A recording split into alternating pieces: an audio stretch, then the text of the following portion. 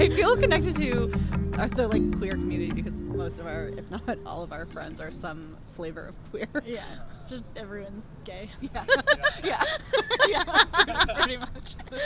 Yeah. I haven't honestly spent a ton of time. Okay. This is my first time here. I've gone to what's the spot that does the drag brunches? Club Cafe. Club Cafe. Yeah. A couple of times. That's not particularly the center of honestly same queer. Yeah. And I've maybe been to places once, but I don't usually go. Yeah, I don't know that queer nightlife is particularly the scene I've been that much in, but also Club Cafe is really a gay man space. Yeah. Which is not super my vibe, and this is my first time in not a gay man space that's a queer space in Boston. Yeah. So this is different. I went to the Alley once. That was one of the only other places, and that was very much a gay man. Yeah. the most possible. Yeah. Exactly. Love you. Have a good night. Yeah. I mean, I feel there aren't a ton of places. Yeah, I think in some places there's sort of a cohesive queer community.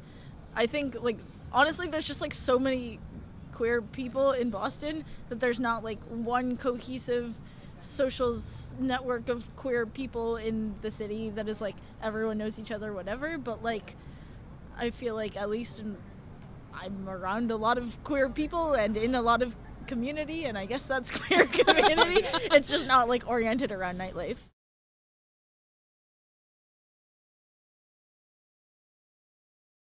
I mean, the thing is, no, but not, I don't feel more out of place among queer New Englanders than I do among New Englanders in general, because I'm poor and from Tennessee, and, this is a very class-conscious part of the country.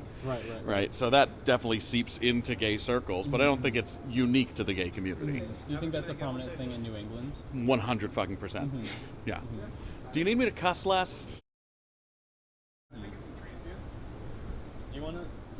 Sorry, I've been drinking a little bit. I can shut the fuck up. No, I would love that. That would be great. Well, all right, so it's the transients. So New Englanders essentially are why the fuck am I going to waste my time on someone who's here for grad school and going to fuck off?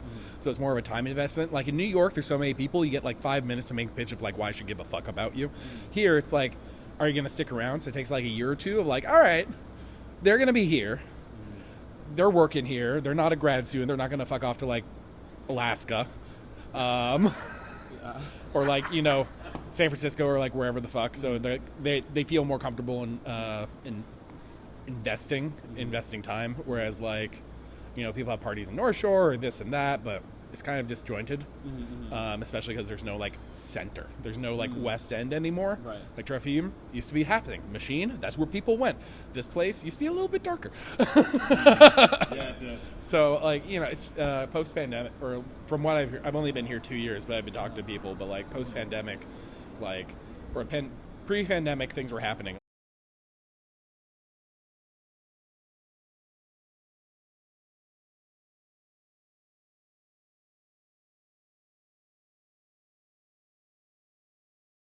Because we are seeing a reduction in the numbers, right? And it's not because there's less queer people in Boston. It's because, A, life is super expensive in America, but especially in Massachusetts. And then, B, because people they feel safer, right? If you only come to these nights, or when people, the queer community of Boston was only coming to these nights, it made perfect sense because they knew that people like me, people like Steven, people like the gentleman that just went to go move his car, I will make a safe atmosphere for you. But there is something to be said for the numbers dwindling because people are walking into any one of the big night venues or whatever because they just want to go out, right? And now that they feel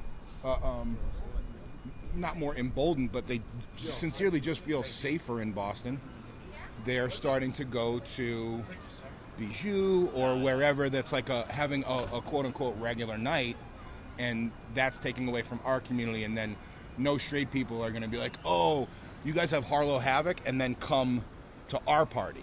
But 5 or 6 years ago, this night did 350 people, and that's on a Sunday. Yeah. Where everybody has to get up for work the following morning. Nobody would give a shit. Everybody would come out and party with us until 2 a.m. and then go home and drag themselves out of bed tomorrow morning.